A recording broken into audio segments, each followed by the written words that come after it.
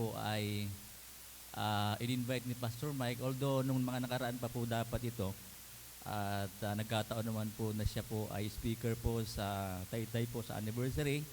Kaya po ako po ang kanyang napakiusapan. At salamat po sa Panginoon at gusto ko lamang pong humingi sa inyo ng patuloy pong prayer. Dahil ako po ay isa po akong dispalinghado ng tao. May mga sira na pong piyesa sa akin. Opo, dahil ako po ay dialysis patient. So praise God, dahil 6 years na po ako nagda-dialysis. Mamaya po after ng preaching, after ng service po, ay magda-dialysis po ako sandali. So it takes 35 minutes lang. So ganoon po yung aking 3 times a day po ako na nagda-dialysis. At hindi po ako yung sa machine. Ako po ay peritoneal dialysis, PD. Yung pong pinaka-term po niya. Kaya purihin po ang Panginoon dahil sa kabila po ng aking karamdaman, God is still using me in the ministry. At I hope po ay patuloy niyo po akong ipag-pray. Yun po ang kailangan ko mga kapatid. Dahil hindi po ako siguro tatagal kung walang magpe-pray po sa akin. At kami rin naman po ay pinagpe-pray din po namin kayo dito. Doon naman po ang kailangan po natin. We pray to each other, sabi ng Bible. Dahil lahat naman po tayo ay may kanya-kanyang pinagdadaanan, kanya-kanyang problema, kanya-kanyang mga struggle sa buhay, but still God is good to us. Yun ang pinakamaganda ron. At yung biyaya po ng Panginoon. At pasensya na po kayo dahil ako po talaga ay mahina po ako sa malamig na lugar. Kaya ako medyo nangangatal po . Pero kung mamarapatin po ninyo, paintulutan nyo po ako na makapagsalita ng ganito. Mamaya mawawala na po yan. Pag ako nasa labas na. So yun po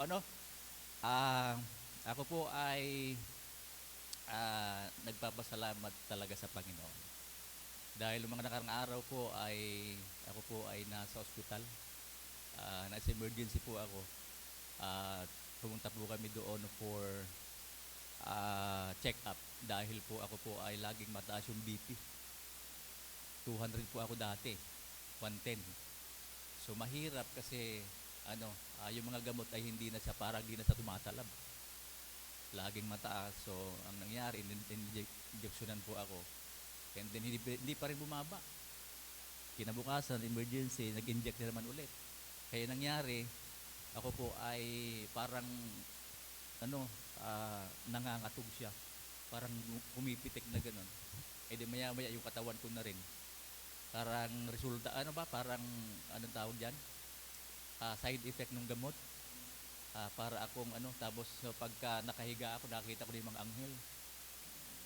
Tapos parang may yung sa langit, parang may spotlight na nakita ko gano'n, may mga anghel na ako nakita. Sabi ko, Lord, wag muna. So, yun naman, tinugon naman ng Panginoon. Ganun pala ang Panginoon, napakiusapan din. Kaya, kasalamat sa Diyos. Kaya sabi ko, wag muna, gusto ko munang maglingkod ba sa Panginoon. Alam niyo po, kinamit ko na yung buhay ko sa Diyos talaga. Ala na ako ibang pwedeng gawin sa buhay na ito kundi maglingkod talaga. At lahat po ng parte ng katawan ko, binigay ko na sa Panginoon yan. Kung ang Panginoon, iisa-isahin po yung katawan ko kukunin. Material lang yung buhok, maglilingkod pa rin po sa Panginoon yan. Sa totoo lang. Kasi wala na akong ibang pwedeng gawin sa buhay na ito kundi maglingkod. Yes. Sa amin po sa church, hindi naman po ako nagbibisita doon, hindi ako nagbabible study. Sa church lang po, guest speaker lang po ako lagi Sunday. Dahil may pastor po akong kasama po doon. Siya na po nagdi-disciple sa lahat, mentoring lahat po sila. Nagtuturo ng bata, mga young people po namin. Sila na po ang bahala pag Sunday. Kaya ako nang po ay pupunta lang sa church to preach. And palitan po kami ng isang pastor na kasama ko. And by the way, ako nga po pala si Pastor Sani. Buendia na nasa Kainta po kami. And then yung asawa ko po ay isa lang. 2 anak. Brother Carlos, tig-isa lang kaming asawa. Yun po talaga required sa Bible, hindi pwedeng dagdagan. Hindi po tayo Muslim kasi. So, sandali lang po at ako po yung nagpapaalis lang po ako ng kaba. Mahirap po talagang mahirap na Okay, so mahirap po na magsalita po ng hindi mo alam ang gagawin mo. At yung preaching po, ano, hindi ko po alam simulan at hindi ko rin alam tapusin. Kaya hindi po biro lang. Okay, salamat po.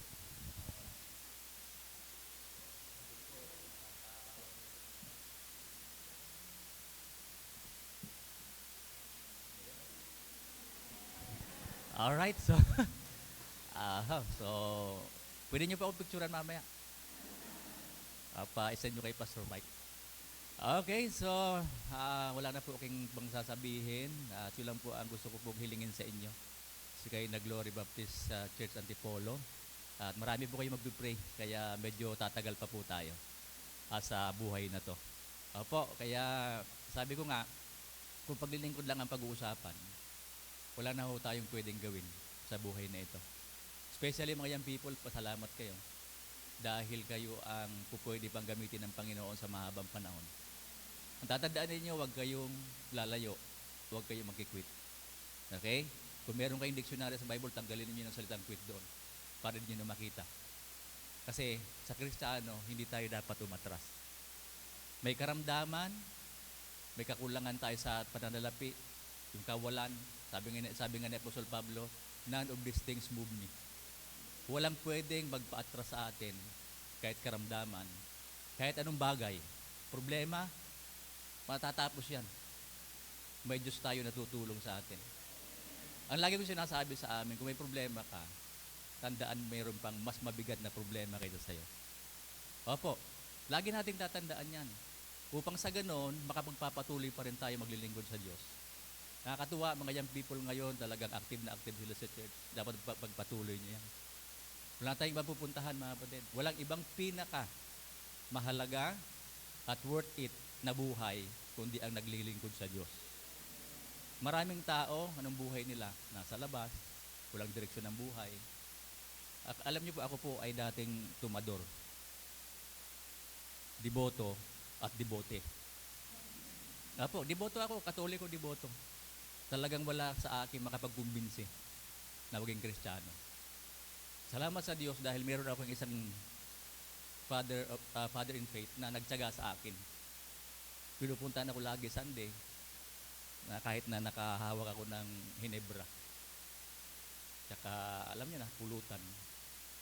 Maghapon po kasi inuman niyo pag Sunday sa amin eh. Opo, ako po ang bangkero at tanggero. Oo, taga-kwento, taga-tagay. Wala naman po ako yung ibang intention pag nagiinom, kundi tawanan lang. Ayaw kong may gulo. Kasi kinakausap ko yung mga kainuman ko. Ano ba, mag-aaway ba tayo o mag-iinuman lang? Kasi mag-aaway tayo, huwag natin mag-iinuman. Away na lang tayo muna. Kaya ganun. Alam nila yung ugali ko. Kaya pag inuman, ano lang, katawanan lang yan. Maghapon. Nagmamariwada ako nung araw. Ang trip ko tumawa. Kahit mag-isa ako, tumatawa ako. Kaya hanggang ngayon, ganun pa rin. Tumatawa pa rin po ako. Pero, tumatawa ako kasama asawa ko. Oo. Kasi gusto lang natin masayang buhay lang. Ayaw natin na malungkot. Kasi ang iniisip ko, kung ako magiging malungkot at gagaling ako, hindi ako magiging masaya. Diba? Hindi naman ako gagaling na malungkot ako eh. So maging masaya na lang. Tama? At least, nakaka-encourage ka ng iba, nakaka-bless yung buhay mo sa iba. Kaysa malungkot ka, may karamdaman ka na nga. Alam nyo ba na kapag ka malungkot ka, lalong dadagdag yung karamdaman mo sa buhay. Opo, sabi ng mga doktor yun eh. Kasi psychological, may apekto yan sa physical na pangangatawan natin. Kaya nga sabi, laughter is the best medicine. Nasa Bible po yan eh. Laughter is good for the heart yata yun eh. Parang ganun. Kaya ang pagiging masaya na batid ay nakakabigay po ng mga parang nakakabless sa iba. Eh di ba? Kayo ba masaya kayong malungkot yung kausap mo? Di ba ang hirap? Pag kinausap mo, wala lang. Malayo ang tingin niya. Parang ikaw mo kinakausap sarili mo eh. Di ba? Pag may kausap ka na hindi naman nakikinig, ang hirap nun. Tapos hindi naman interesado sa sinasabi mo. Di ba? Parang, ano ba itong kausap ko? Parang tuod naman na yata ito. Parang poste. Di ba? Masarap makipag-usap yung masaya. Kasi, ano naman, ang buhay naman natin talaga is by choice eh. Hindi naman by, ano ba yan? By choice talaga. Kung gusto mong maging masaya maghapon, pwede. Kung gusto mong maging malungkot, pwede rin. Choice mo yan eh. Kaya ang buhay natin is by choice. Hindi by chance. Opo.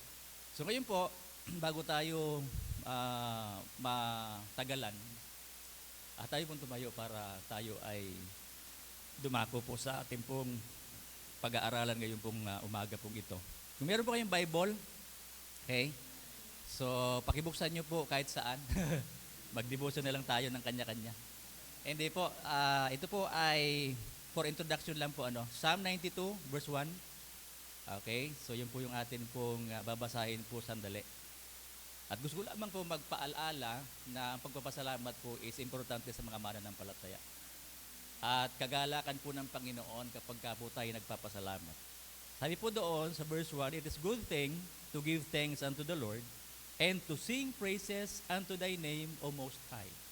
Let's pray, Panginoon, sa umaga pong ito. Hindi po sapat ang aming pag-unawa, Panginoon. Mihingi po kami ng karagdagang kakayanan, Panginoon, na maunawaan po dakilang Diyos ang iyong mga salita. Bigyan mo kami ng wisdom, Panginoon, na galing sa inyo. Kaya naman, Lord, dinanyaan po namin ang Banal na Espiritu na kami po'y kasihan, kausapin, ituro sa amin, Panginoon, ang mga bagay na mahalaga at magamit namin, Panginoon, sa aming mga buhay spiritual. Lord, samahan mo kami dakilang Diyos sa dalawang gawain ng kaaway, Panginoon, sa pangalan ni Jesus. Huwag niyo pong pahintulutan na siya po ay makapanggulo, Panginoon, sa aming pong isipan at naway mai-focus namin sa inyo dakilang Diyos ang aming pag-aaral yung umaga pong ito. We praise you and we glorify and magnify your name, Panginoon, sa umaga pong ito. Salamat po. Salamat ng marami, Panginoon, sa mga awitan dakilang Diyos na alam namin nagbibigay kapurihan sa inyo, Panginoon, at nagbibigay, Panginoon, ng kagalakan sa aming mga puso, Panginoong Diyos. Salamat po, at ikaw po ang aming tinataas, niluwalhati, sinasamba sa Espiritu at katotohanan. We ask all these things in Christ's most precious name. Amen. Makakaupo na po. So, pag-usapan po natin yung salitang Thanksgiving. Dahil, sa totoo lang, tayong mga tao, mahirap po tayo magpasalamat sa Panginoon lalo na. At gusto natin na maunawaan kung bakit tayo kailangan magpasalamat sa Diyos. Kung bakit natin pwedeng gawin na pasalamat ang Panginoon sa buhay na ito. Dahil ang Diyos, deserve niya po yung ating thanksgiving, deserve niya po yung ating pasasalamat sapagkat napakahalaga na tayo po ay magkaroon ng attitude of gratitude. Yun ang importante dyan eh. Kasi maraming tao po ang hindi marunong magpasalamat. Nagpapasalamat lang sila sa Panginoon kung mayroong mga mabubuting bagay na nangyayari sa kanila. Kapag mayroon silang natanggap ng blessings, kung mayroon silang maganda ang buhay nila, at kung sila po ay nakakatanggap ng tinatawag na, sabihin natin mga reward, papasalamat sila. At ang nakakalimutan ng tao, na hindi po lamang yung mga mabubuting bagay tayo dapat magpasalamat sa Panginoon. Sabi ng Bible, in everything, give thanks unto the Lord. Ibig sabihin, hindi lang po yung mabuti, kundi yung mga bagay po na hindi mabuting nangyayari sa atin, ay pasalamatan din natin ang Diyos. You know why? Kasi kung walang mabuting bagay na mangyari sa atin, hindi po tayo lalago spiritually. Tandaan nyo yan. Hindi tayo lalago. Kasi challenge po yan sa atin eh. Di po ba? Kasi kapag meron tayong nararanasang problema at pagsubok sa buhay, normal po yan, given yan. Kahit hindi ka Kristiyano, maranasan mo yan. Pero ang mahalaga po na sa kahit sa mga matitinding problema, ang Diyos pa rin ang pinasasalamatan natin sapagkat may plano siyang mabuti sa atin. Sabi po ng Bible, Romans 8:28, sabi niya po doon is, ano ba sabi niya? All things work together for good to them that love God, to them who are called according to His purpose. So lahat po pala yan ay may purpose pala ang Panginoon. Yung purpose niya ay para sa kabutihan po natin. Alam niyo po, hindi po sasarap ang pinakbit kung kulang sa isang sangkap. Alam niyo po, buhay natin parang pinakbit lang eh. No? Hindi makukumpleto ang buhay natin kung walang pagsubok sa buhay natin. Hindi tayo lalago spiritually kung walang mga trials and testing tayong madadanasan. Yan po ay mangyayari at mangyayari sa buhay po natin. But God is always there sa buhay natin. Sapagat nangako siya, I will never leave thee nor forsake thee. I will be with you always unto the end of this world. So napakasarap isipin na mayroon tayong Diyos na kasama natin, kaagapay natin. Kapag tayo nadadapa, ibinubuhat na tayo, ibinabangon niya tayo. Pagka may na-discourage tayo, ini-encourage tayo ng Panginoon. Kaya nga, sabi ng Bible, meron tayong comforter. Hindi po yun yung kumot. Yung Holy Spirit, na kinukumport po tayo, inaaliw tayo. Ibig sabihin, pag may problema ka, mag-pray ka lang. Sabi ng Bible, casting all your cares upon Him for He cares for you. Napakasarap po yun, di ba? Panghawakan yung mga pangako ng Panginoon. Sapagkat totoo po yan. Kung tayo nabibigatan, tayo lalapit sa Panginoon at tayo daw po ay kanyang pagpapahingahin. Isipin mo yon, magkakaroon ka ng kapahingahan sa iyong mga problema kapag lumapit ka sa Diyos. Paanyaya ng Panginoon yan. Ang problema sa atin, akala natin kayang-kaya natin yung problema, mga kapatid. Kahit maliit na problema, talagang mahirap pong dalhin eh. Kapag ikaw talaga sa sarili mo, hindi mo kakayanin. Tandaan natin yan. Sabi nga ng Bible, sabi ng Panginoon, apart from me, you can do nothing. Wala tayong magagawa kung wala ang Panginoon. Kaya everyday, mga kapatid, pasalamat tayo. Pag bulat ng mata natin, nakita natin yung mga mahal natin sa buhay. Tapos nakakapag-pray pa tayo. Tapos nakikita natin yung mga ka-churchmate natin. Di ba, blessing yun? Di ba kasabihin nga, every gising is a blessing? Opo. Kasi may mga tao hindi na po nagising. Oh, yeah. Totoo yan. Hindi na sila nagising, natulog na lang sila nang wala na. Sa kabilang buhay na sila, nasumpungan. Alam po, sabi nga, now, sabi po doon, para makita natin yung kahalaga ng Thanksgiving. Thanksgiving is a form of service. Alam niyo ba, na kapag nagpapasalamat po pala tayo po ay naglilingkod na sa Panginoon. Tingnan niyo po, Chronicles chapter 31 verse 2. And Hezekiah appointed the courses of the priests and the Levites after their courses, every man according to his service, the priests and the Levites for burnt offering and for peace offerings, and the minister in give thanks, and to praise in the gates of the tents of the Lord. Sabi niya po doon, meron pong service, hindi pa? Sabi niya doon, according to his service. Paglilingkod. Ang pagpapasalamat po ay isang uri ng paglilingkod sa Panginoon.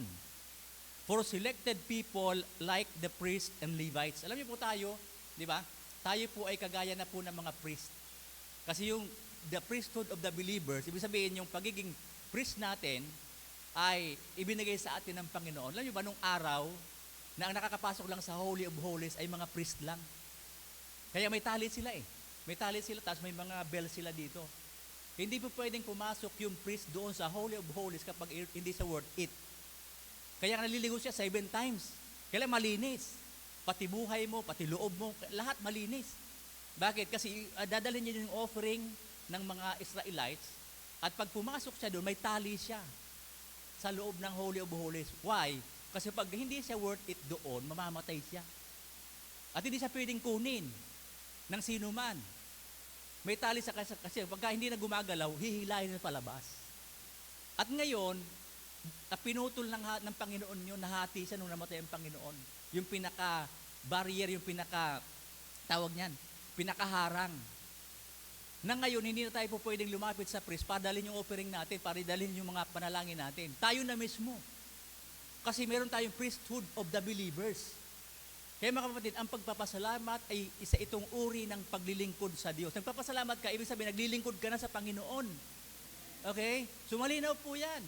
Kaya hindi po pwedeng hindi tayo magpasalamat sa Diyos kasi bahagi ng pagsamba yan. Bahagi ng paglilingkod yan, mga kapatid. Huwag natin kalilimutan yan. Sabi nga, Thanksgiving is a form of sacrifice.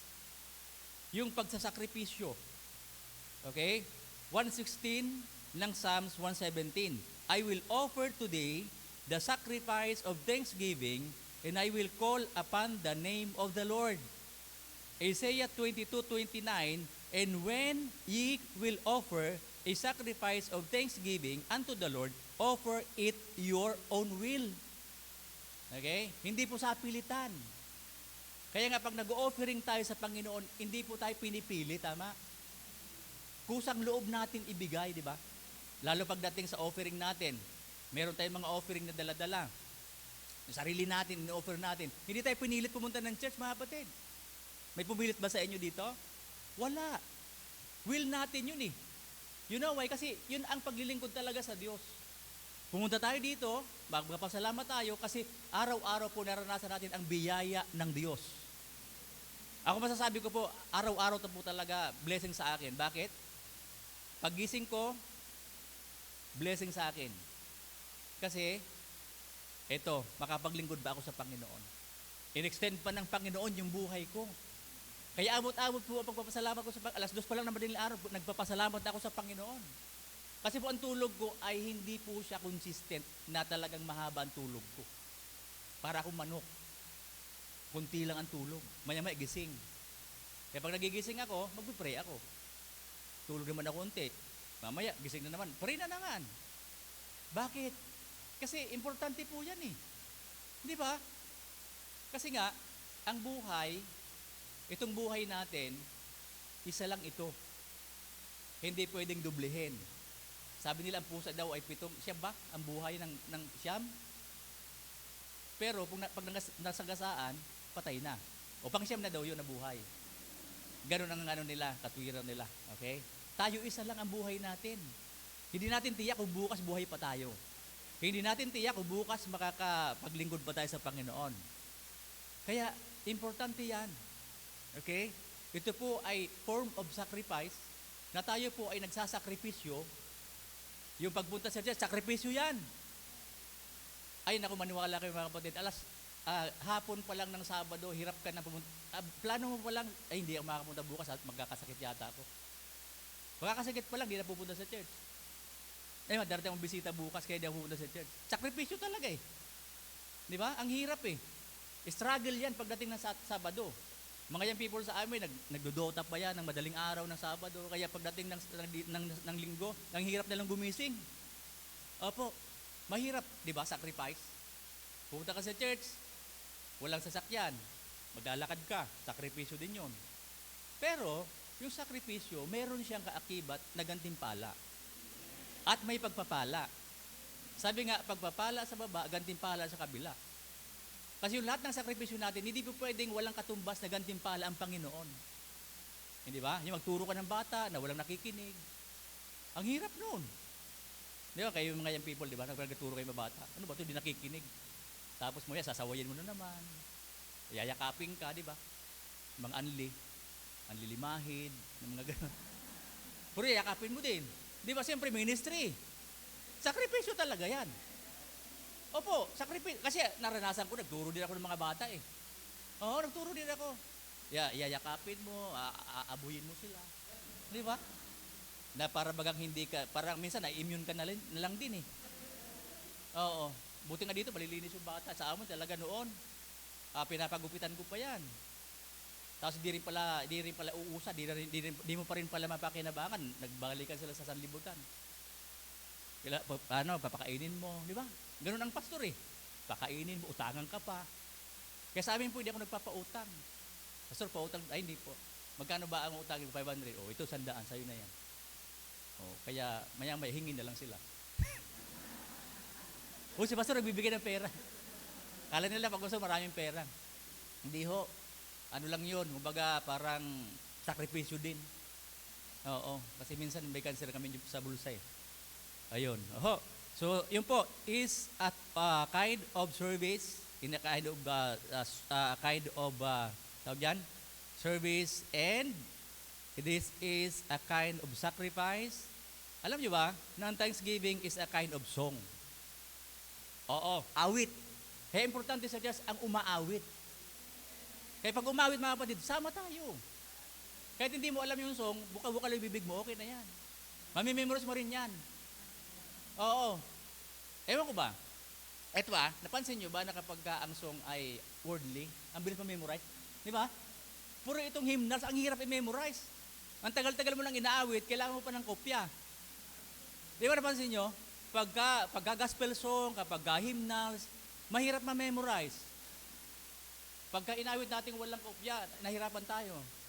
Tugad with the glory na nga lang, hirap tayo eh, di ba? Pero pagka yung mga awit na ano, kunwari, awit awit ni Lady Gaga, buti lang babae, no? Yung lalaki yun, iba yun. Lady Gaga, no? Lady Gaga, di ba? Mga ganyan, mga awit ni Beyonce, mga ganon.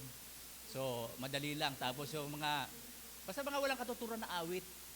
Kaya may mga bata, pag narinig nila, memorize na nila yun. Ganon sila. Kaya nga ang bata, tuturuan mo sila ng mga Christian song para na sa ganon, yung mga, madidelete nila yung mga worldly song sa kanila. Kasi mabilis ma-memorize yun eh. Kailangan palitan. Palitan ng mga godly song, mga Christian song. Saka, kasi mabilis na mag-memorize eh. No? Kaya ang song ay is a kind of tawag dito, thanksgiving.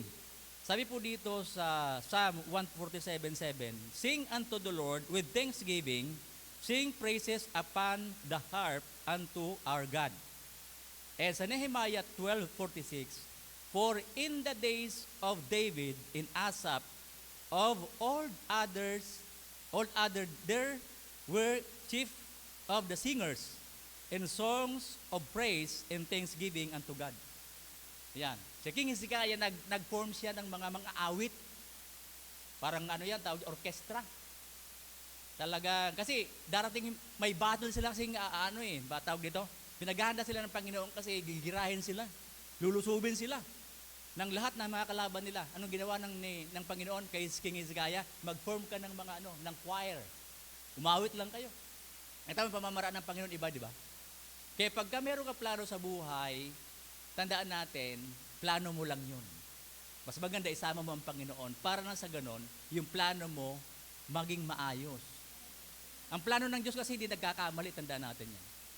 Ang plano ng Diyos kakaiba sa atin. Talagang minsan nawiwirdan tayo, ano ba ang plano ng Panginoon? Di ba kay Gideon? Sabi niya, kalaban mo ito, dami. Diba? Anong gagawin namin Panginoon? Aba, magdala ka lang ng pamalo, tsaka palayok, tapos hulo. Yun lang gagawin mo. Tapos magmamarcha lang kayo, di ba? Sa Wall of Jericho, ganun din. Paano magmamarcha namin? Ano yung sa Wall of Jericho? Walang babaeng kasama. Bakit? Kasi may mga marites doon. Sabi, ang command ng Panginoon, huwag kayong maingay. Tama po? Di ba? Oo. Mga lalaki lang. Totoo yan. Basahin nyo sa Bible. Sa Book of Joshua. Sabi ng Panginoon, huwag kayong maingay. Sa unang araw, ikot kayo ng isa. Kalawa, dalawa. Pagdating ng 7 araw, 7 beses. Okay? Tapos sisigaw kayo ano ba yung sigaw nila? Ang Panginoon at si Joshua yata. Parang ganon. Basta sisigaw sila. Tapos biglang bumagsak yung Wall of Jericho. Walang babae doon nakasama kahit isa. Kasi maingay sila. Oo. Kaya mga lalaki lang kinuman ng Panginoon. Ganon din kay Gideon. Binawasan yung almost 100 of people, ginawa na lang 300. Okay? Ito yung mga ginagamit ng Panginoon talaga. Yung mga sundalo na pagka kumuha ng tubig ay sinasalok na tumiinom. Yung mga nilalapag na ganito, parang aso, binukod yun. Kasi ito daw, mga hindi ready. Kasi kapag ang sundalo, nakaganon sila, ibig sabihin ready siya. Pag may kalaban yan, yung guna ka ganyan, hindi wala. Tutula ka lang na ganon, wala ka na. Kaya yung 300 na sundalo, silang ginamit ng Panginoon. Kakaibang pamamaraan ng Panginoon, mga kapatid.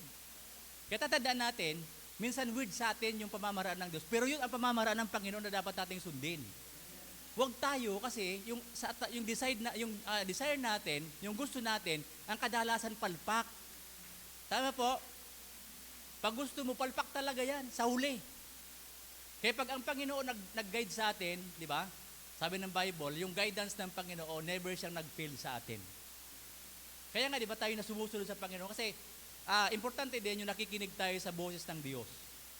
Yung pakikinig, importante yan. Sabi niya, my sheep hear my voice and I know them. Kaya minsan, mga young people, tandaan natin, baka mamaya, iba yung narinig mong boses, tapos susunod ka. Di ba, alam niyo yung laro na yung parang may boses na, may leader ka. Tapos nakapiring kang gano'n. Kaliwa, kaliwa, kaliwa, di ba? Dapat pakinggan mo yung leader mo. Kilala mo yung boss ng leader mo. Kasi kapag hindi, maliligaw ka talaga. Kaya minsan, yung buhay natin, hindi nakatune in sa Panginoon. Kaya minsan naliligaw tayo. Ang daming boss natin naririnig. Hindi pala boses ng Diyos yun. Boses pala ni Satanas yun. Kaya minsan, madalas naliligaw tayo. Sabi na ito, ito mapapangasawa mo. Opo, gwapo kasi. Yan. Hindi naman pala Panginoon nagsabi nun. Hindi ka nagbabasa ng Bible. Hindi ka nagpe-pray. Kaya ibang boses maririnig mo. Alam mo si Satanas, deceiving yan. Pwede siya mag-deceive. Alam nyo, si Satanas hindi magpapadala ng pangit. Kasi hindi ka matutukso sa pangit. Maganda lagi. Material things, tao. Pwede siya mag-replicate eh. Pwede niyang i-replicate yung mukha ni Dingdong Dantes, ni Marian Rivera, para tuksuin ka lang. Pero kapag mukha ni Richie Diorsi, hindi ka matutukso doon. Oo, tsaka yung mukha ni Wamos. Di ba? Hindi ka matutukso doon. Matatakot ka. Akala mo kung nasa ibang planeta ka. Di ba? Ganyan lagi. Di ba? Pinapakita niyan lagi. Maganda. Maganda lagi. I-visualize, maganda yan. Pero ngayon lang yan, kapatid. Tandaan mo, ngayon lang yan. Meron isang yung people, pastor, gusto ko mapangasawa ito, mamamatay ako pag di ko napangasawa. After a month, pastor, mamamatay po ako pag di ko hiniwalayan. Totoo yun. Nangyari yun. Binubugbog eh. Hindi ba? Kapatid, yung pag-awit, mahalaga. Yan po ay form of service. Kaya yung people, yung umawit dito, blessing yun. Kaya sama ka. Pag umaawit, nag-choir. Naglilingkod ka na sa Panginoon sa pamamagitan ng pag-awit mo. Pastor, yung boses ko kasi parang binabaak na yero eh. Okay lang yan. Basta gusto mo. Alam mo, Panginoon, di naman niya namimili eh. At hindi namimilit. Okay? Kung pag-uusapan lang yung pagalingan, pagandaan ng boses, wala na tayong sinabi sa mga anghel. Maganda boses nila eh. Pero, kung desire mo umawit, walang pumipigil sa'yo. Hindi ba? Yung tumayo ka lang dito at umaawit ka sa Panginoon, di ba nakaka-encourage yun? Di ba? Ako nga gusto kong laging umaawit eh, kaya lang gusto kong walang tao. Sa church, umaawit po ako sa church eh, pagka, halimbawa, yung trip ko lang. Trip lang pala eh, no? Okay. Hindi po, nag-special number po ako. At, so, next time siguro, pagka loobin ng Panginoon, makapag-share po ako sa inyo ulit dito, magpe-prepare po ako ng awit. Ay, tiyak na ko maniwala kayo, hindi ko makatulog. Hindi po. Okay, so song, service, sacrifice, and ito po ay form o a kind of system. Okay, sistema po ang paglilingkod sa Panginoon, yung pagpapasalamat. 1 Timothy 2:1, I exhort therefore that the first of all supplication, prayers, intercessions, and giving of thanks be made for all men. 1 Thessalonians 2:13, for this cause also thank we God without ceasing, because when we receive the word of God, which ye heard of us, ye received it not as the word of men, but is it in the truth and word of God, which effectually worketh also in you that believe. Okay? So yun po ay isang sistema. Pag sinabing sistema, ito po ay may kasamang supplications, intercessions, giving of thanks, na ito po ay pinagkaloob sa atin ng Panginoon. Alam niyo po, pag sinabing supplication, ito po ay mahalaga sa atin sapagkat ito yung pagkakataon para humingi tayo sa Diyos. Opo, paghingi. Supplication, ibig sabihin paghingi sa Panginoon. Nagpapasalamat tayo sa Panginoon, hindi lang po tayo, kumbaga parang nagbibigay papuri sa Panginoon, kundi humihingi din tayo. Di ba? Humingi tayo sa Panginoon ng kaligtasan, kalakasan, humingi tayo sa Panginoon ng karunungan. Supplication po ang tawag diyan. Kaya nga sa prayers, di ba? Sa acronym ng prayer, ACTS. Adoration, confession, thanksgiving, supplication. Eh, lalagyan mo ng letter F sa unahan is the fact. Facts ang tawag doon. Faith. Pag nag-pray ka, dapat may pananampalataya. Kasi pag hindi ka nananampalataya doon sa panalangin mo, ano naman kwenta yan? Diba? Nag-pray ka pa, tapos hindi ka naman pananampalataya. Parang giving lang din yan. Ayaw magbigay, tapos gusto mong tumanggap ng pagpapala sa Panginoon. Ayaw mo pala magbigay. Diba? Pag nagbibigay, ibig sabihin, yun ay, pag nagbigay ka sa Panginoon, yun po ay susi kung paano tayo pagpapalain. At nagda-doubt ka pa pag nagbigay ka. Ano kaya, pagpapalain ko ng Panginoon? Hindi ka na dapat mag-doubt. Kasi proven na yan eh. Hindi ho ba? Naalala natin sa panahon ni Elijah, yung balo. Diba? Sabi nga nung bata, sabi nga nung balo, sabi niya, ito yung pagkain po namin. Last supper na nila eh. Akala ko yung last supper sa New Testament. Meron palang last supper sa kanila. Kasi huli na lang pagkain nila eh. Niyo ba yun? Na-encounter niyo yung si Elijah. Ngayon, sabi ng pakainin mo yung lingkod ng Diyos. Sabi ng balo, dahil ikaw yung lingkod ng Diyos, papakainin kita. Yung pagkain namin, kakainin mo. Alam mo yung blessing doon? Ang binigay niya yung pagkain, pagpunta niya doon sa kanyang lalagyan ng harina at saka langis, punong-puno. Yun ang ibig sabihin na pag nagbigay tayo sa Panginoon, hindi tayo nawawalan. Ito lang tandaan niyo mga kapatid. Halimbawa, may pera ka. Ang pera mo is, sabihin natin na 5,000. Nasa bulsa mo yun.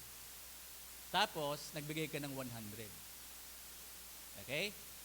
So, bali ang tithes mo yun sa 5,000 is 50. Magkano ba? 500. Tama.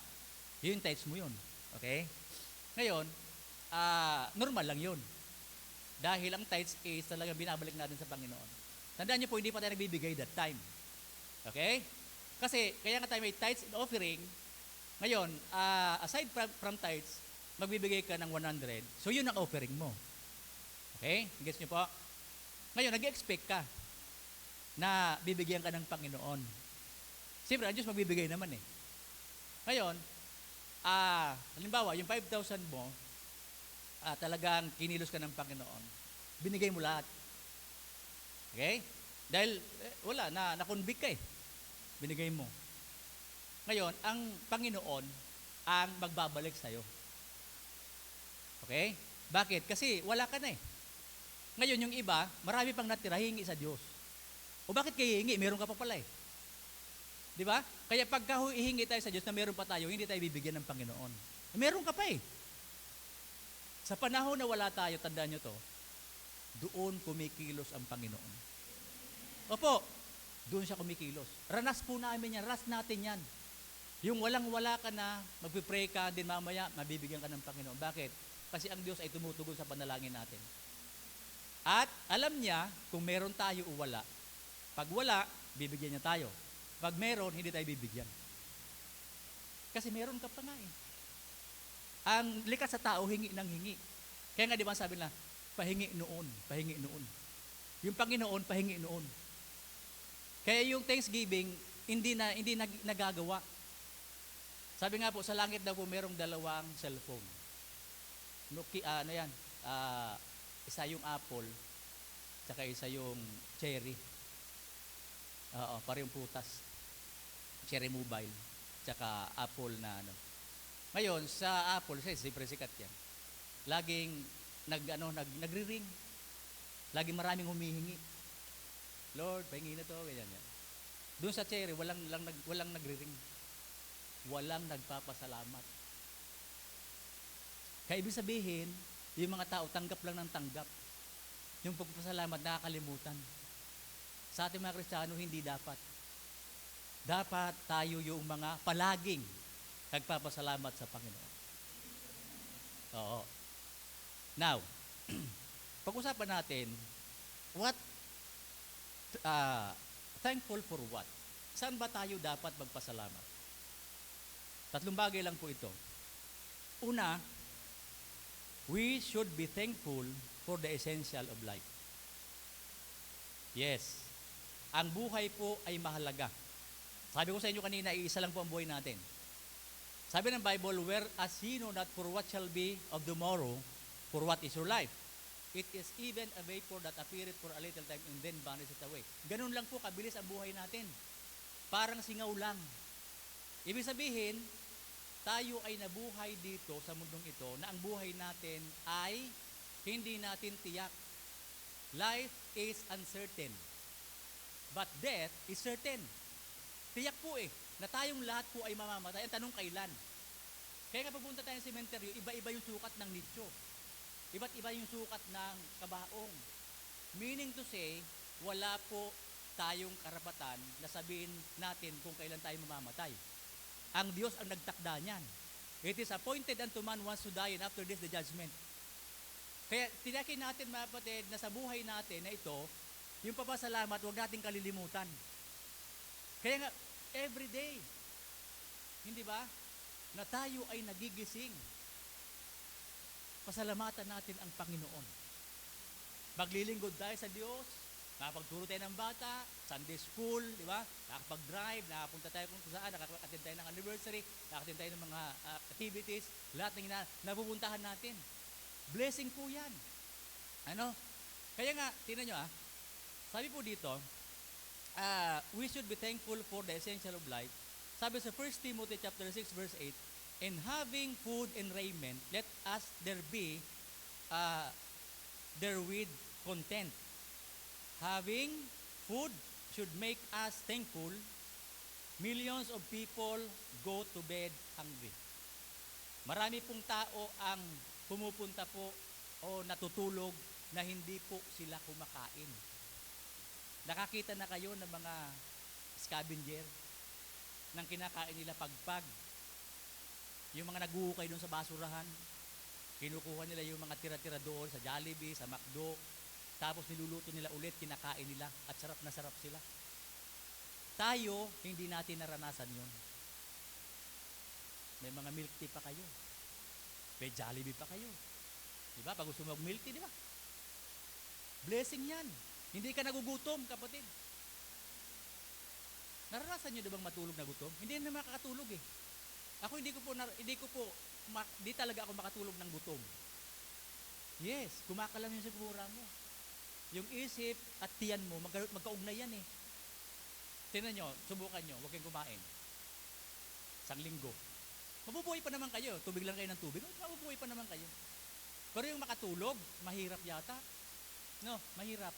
Pero yung busog na busog ka, makakatulog ka. Tama mo? Kamutin mo lang yan tiyan mo, tulog ka na Parang baboy, Nakakita yung baboy, di ba? Pag yan, busog na busog yan, kamutin mo lang yung tiyan mo, yan, tulog na Oo, yung iba masandal sa tingting, tulog na Opo, yung mga ganun Yung ba para, maya-maya, hihilik na. Bilib ako sa ganun tao. Inggit ako. Kasi ako bako ang matulog talagang marami mang seremonya. Oo, siguro mga 1 hour, mga ganun. Hikab pa ako ng hikab niyan. Tapos, upo, ganun. Pero maya, antukin na ako niyan. Tapos ang tulog ko, mga 2 hours lang. Gising na naman ako. Pwede ako mag-call center, mga kapatid. Pwede ako mag-guardia. Oo, lagi akong gising. Ganun po ang buhay ko Pero yung mga tao, talagang ewan ko ba? Sino ba din mabilis matulog dito? Mga humihilik, di ba? Nung pagigabo lang mo, kwentuhan pa lang kayo, mabaya tulog na. Mga ganun Talagang nakakaingit talaga Pero sabi ng doktor, may problema daw yung ganun humihilik.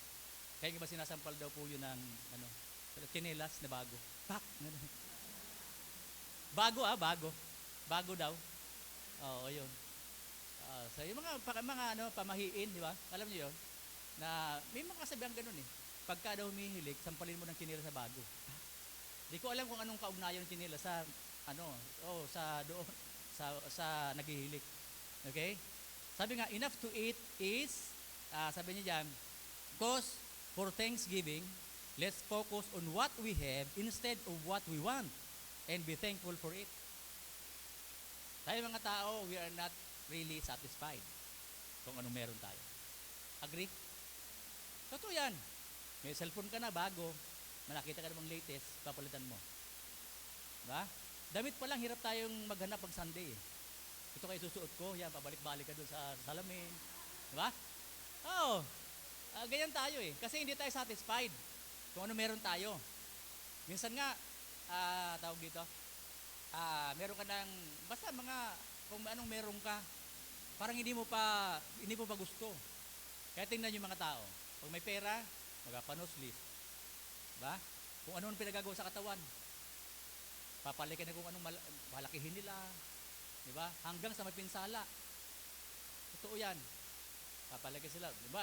Kunwari, yung labi nila, malaki. Papaliitin. Tatabasan. Tapos iba naman may kilay, aahitin. Lalagyan ng, tattoo. Tatatuan nila. May tattoo yan. O kaya naman, pindal pen. Kaya pag pinawisan,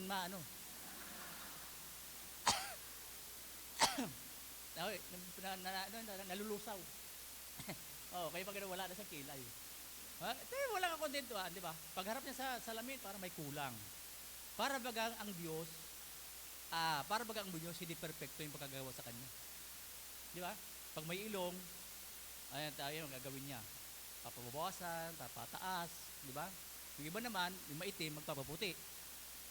Yung maputi, magpapaitim. Yung mapayat, magpapataba. Yung mataba, magpapapayat. Hindi mo maintindihan yung tao. Talagang walang contentment sa buhay. But, tayo mga Kristiyano, eto, maganda sa atin. Tinuturuan tayo ng Panginoon kung paano tayo makontento. Food and raiment therewith to be content. Diba? Kung anong meron ka ngayon, makontento ka na muna dyan. Huwag ka mainggit sa kapitbahay mo. Malaki ang TV, may swimming pool. May swimming pool dito Diba? Diba? Tapos may sasakyan, diba? Alam niyo yung mga tao, nainggit sa sasakyan. Ito si brother, may sasakyan siya sila, na mag-asawa. Ako wala akong sasakyan. May isang gulong, wala ako Pero never ako nainggit. Opo, sa amin yung kapitbahay namin, 3 ang sasakyan. May sasakyan, walang paradahan. Kami may paradahan, walang sasakyan. Kaya nakikiparada sa amin yung kapitbahay namin. 500 a month. Yes. Di ba nakakatuwa? Ngayon, pag wala kang sasakyan, huwag kang mainggit. Bakit? Marami kang sasakyan. May tricycle ka, may jeep ka, may bus ka. At pwede mong sigawan. Para! Iba-iba driver mo araw-araw. Di ba? Ganun lang itrato ang buhay. Kapatid, di ba? Ganun lang. Ganun tayo mag-isip. Kaya yung pagkainggit, wala yan dapat sa Kristiyano. Wala. Kasi pag nainggit ka, kasalanan mo yan sa Panginoon. Gusto mong mabuhay, nainggit ka na lang. Hindi ka nagsisikap, nainggit ka na lang ba abang buhay. Inggit ka doon, inggit ka dyan. Wala, katakot-takot na buhay yan. Diba? Puro inggit na lang yan. Kaya pangalanan mo lang inggit. Yung apelyido mo. Inggit Buendia. Okay, isama mo sa pangalan mo. Diba? Brother Joel, inggit. Ganyan. Ganon. Kasi nakatatak na sa sarili mo yun Yan, diba? Nakatatak na sa buhay mo yan Pero wala yun sa Kristiyano dapat. Pagka nakita mo, praise God. Diba? Blessing mo. Someday, magiging ganyan din ako, pagpapalain din ako ng Panginoon. Darating ang araw, lilingunin din ako ng Panginoon, pagpapalain niya rin ako. Basta magsikap ka lang. Kasi walang tao pinagpapala na nakatunganga lang. Diba? Come what may. Hindi ganun. Dapat nagsisikap ka din para naman tulungan ka ng Panginoon. Alam nyo, yung pagiging mahirap, hindi po kasalanan natin. Huwag nyo isipin, huwag kayo magtampo na mahirap tayo. Ang magiging kasalanan natin, pagka tayo ay namatay na mahirap pa din. Kasalanan natin yun. Binigyan tayo ng Panginoon 24 hours. Diba? Talento, binigyan tayo. Binigyan tayo ng lakas. Hindi mo lang ginamit sa maayos. Diba yung parable of talent? Yung isa, tinago lang. Walang ka-effort. Dahil mabangis ka pag ginoon, ganito. Hindi ganun. Yung iba, pinag-negosyo nila. Kaya, kapatid, mahalaga sa buhay natin na ito, na tayo ay nakokontento kung anong meron tayo. Yan ang ating pinagpapasalamat sa Diyos. Alam nyo, nagtayo ng bakery yung isa. Ayan. Kanyang hot pandesal. Diba? Parang nakaka-encourage sa mga bibili. At pandesal, talagang ano yan eh. Okay, hot pandesal. Nainggit yung kabila. Sabi niya, nagbabagang pandesal. Lipatan sa niya, lipatan. Babagang pandesal. Tao sa kabila, naglalagablab na pandesal. Patingin na gano'n, ganun ba? Tara, mala impyernong pandesal. Bihira yan. Kasi naiinggit nga. Oo. Di ba pag nainggit ka, ang ganda-ganda naman yan. Yung ganda niya ang nakita mo, yung ganda mo hindi mo nakita. Why? Create tayo ng Panginoon, perfect tayo mga batid. Hindi nga lang tayo pare-pareho ng itsura. Sa Kristiyano, walang pangit. Wala. Dahil tayo dinisenyo ng Panginoon, di ba? In image after His likeness. Huwag mong isipin na pangit ka. Sila lang yun. Sila lang isasabi. Tignan nyo kung pangit tayo, tandaan nyo, yung ilong natin nandito, yung mata nandyan. Yung pagkakaayos natin, di ba? Perfecto yan. Iba-iba nga lang ng hugis. Pero perfecto yan, mga kapatid. Wala kang tao makikita ng ilong nandito. Di ba? Yung mata niya sa likod.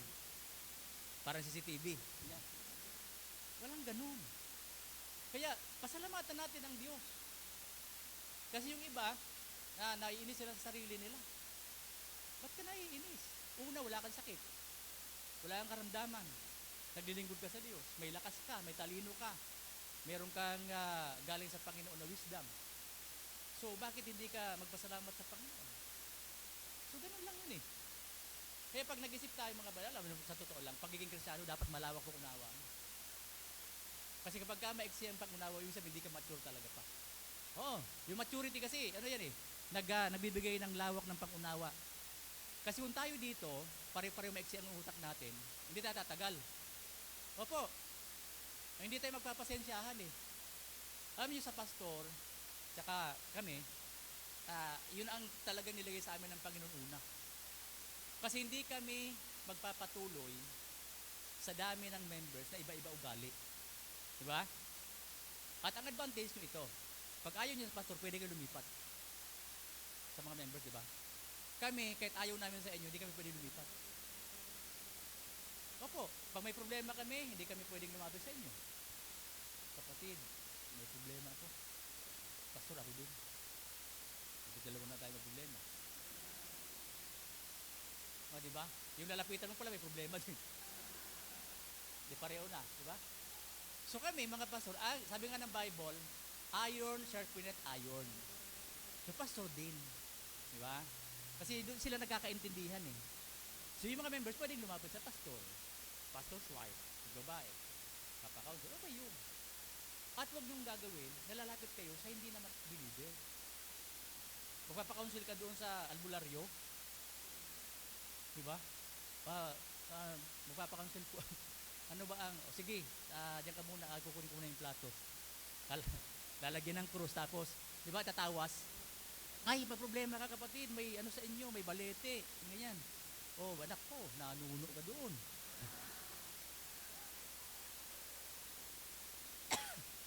Di ba ang hirap? Unbeliever yun, tapos believer ka magpapakounsel ka doon. Hindi pwede. Okay? So yun, essential of life. Ang buhay ay iisa lamang. Dapat nating ingatan. So kaya nga, tayo, sino dito ang wala pang sakit? Kaya may people wala pang sakit. Iingatan ninyo yung sarili nyo. Why? Kasi sa panahon natin ngayon, lahat ng kinakain natin, halos lahat may chemicals. Pati gulay may chemical, tinuturukan na rin nila yan, parang lalagyan nila yan ng parang, ano ba yun sa patay? Formalin, no. Kaya ako hindi ko bumibili ng langka na ginayat na sa palengke. 10 oras na magpakulo, di lang lumalambot, di. May formalin na yun. Kaya gusto mo bilhin gulay na langka, dito, marami dito. Yung sariwa, yung may balat pa. Kahit mga gulay na kalabasa natin, napansin nyo ba, matigas? Tapos hindi naman siya parang hindi lanta. May formalin yun. Binababa din sa formalin. Tapos kakainin natin. Diba? Tubuhay ka pa, patay ka na. May formalin eh. Ganun, Walking Dead. Alam mo yun? Parang mga zombie. Okay? So yun po. Ingatan nyo yung sarili nyo. Ako na-diagnose ako 2017 sa chronic kidney disease. Kasi nagdoktor ako sa sarili ko. May gout ako. Naggamot ako ng naproxen, Planax. Pagka may gout, inom. Although na-reseta sa akin, dapat pala 1 week lang yung duration niya. After 1 week, tatanggalin na. Kaya pala ako may problema sa gout kasi may problema na ako sa kidney. Yun pala yun. Kaya pag may problema sa kidney, wag kung ano-ano ang inumin mo. Okay? Pagpakonsulta ka muna sa doktor. Sa totoong doktor. Tapos, ito na yan. Kalaunan, wala na po yung kidney kong dalawa. Nasira pareho. Chronic na siya. Wala nang pag-asa. Not unless ang Panginoon maghimala. Diba? Kasi sabi ko nga, kung ang patay nabuhay ng Panginoon, kidney pa kaya? Pero kung di pa hintulutan ng Panginoon, so be it. Wala mo gagawa. Kasi si Paul nga, di ba, nag-pray siya 3 times, natanggalin yung kanyang thorn of the flesh. Di naman tinanggal ng Panginoon. Sabi ng Panginoon, but my grace shall sufficient for thee. So marahil, ganun din sa akin. Ang biyaya ng Panginoon ay, sapat para sa ating lahat. Di ba? Kaya sabi ko sa mga people namin, huwag kayo laging nagiinom ng soft drinks. Kasi meron kaming estudyante sa Light Bearer, sa Kainta, sa Karangalan. Ang hilig sa soft drinks, ang hilig sa mga sitsirya. Ngayon, nagda-dialysis na rin. Bata pa kayo sa akin, nasa mga 20 plus lang. Iwasan nyo. Okay? Akala nyo masarap yan sa katawan? Good for the taste, bad for the health. Yan po yan. Kaya, mag-soft drink, okay lang, wala problema yan. Kung minsan-minsan lang. Kaso ang problema, minsan-minsan lang sa isang oras. Yun ang problema natin. Kasi mahalaga po ang katawan natin eh. Sabi nga, ito ay templo ng banal na espiritu. Paano tayo gagamitin ng Diyos kung may sakit ka? O kagaya, may mga sakit yung ating mga ibang members po dito. O di ba, di makakapunta sa church. Mabuti na lang kung may sakit na sa church. Okay yun. Eh may sakit na, di ba, nasa bahay, o nasa ospital. Ang hirap po sa ospital, mga kapatid, masarap lang kasi aircon. Dadalawin ka, may mga prutas, gano'n. Buti lagi may dalaw. Mamaya, dahil wala yung kanyang kamatayan doon, hindi, malungkot ka na. Di ba? Ang sarap na ospital. Nasa ospital kami, kasama ko asawa ko. Tapos, tulog ka na mamaya. Mamaya, gisingin ka. Sir, ka ng gamot. Sir, titimbangin ka. Sir, ganito, ganyan. Punta ka, magdadialysis ka. Bira yan. Matutulog ka na lang, mamaya, may nurse na naman. Ang sarap sa may nag-aalaga eh. Kaso ang problema mo, habang nandoon ka, pumapatak naman yung bill. Okay? Alam niyo yung Metrodoc sa Kainta? Alam niyo yung Metrodoc sa Kainta? Yung dyan? Hospital? Hindi na may alam sa Metrodoc sa Kainta. Nung nasa hospital ako, na-realize ko yung pangalan ng hospital. Metrodoc.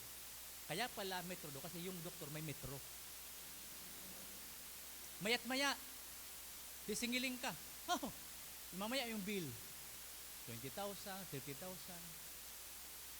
Ganun. Bawat oras. Sir, magbayad na po kayo. Ay, opo, mamaya. Eh, wala kami magbayad. Pero nabayaran namin yan. Dawa kami lang. Yan ang biyaya ng Panginoon. Kaya huwag kayo magpapa-hospital. Although may biyaya ang Diyos, huwag na kayo magpa-hospital. Okay? Pero may sakit, pwede. Hanggat walang sakit, mga kapatid, ingatan natin ang sarili natin. Okay? Kung gusto nyo akong gayahin, okay lang. Kung maranasan nyo ba, ano ba ang may kidney disease? Ano ba yung nararamdaman nyo? Bumababa ang dugo. Kaya kapatid, nyo ako po ang legal na drug dependent. Hindi ako hinuhuli ng pulis. Legal ako eh. Ang dami kong gamot.